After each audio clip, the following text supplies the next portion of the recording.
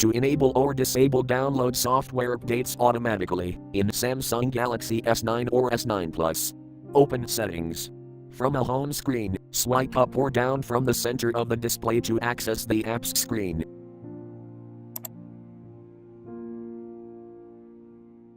Tap Settings.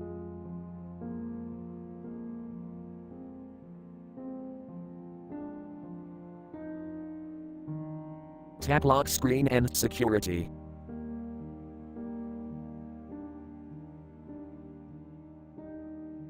Scroll down.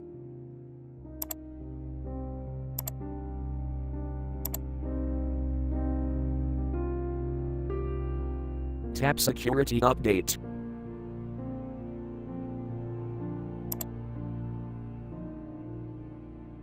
Tap Download Updates automatically, switch until blue to enable, or tap until gray to disable.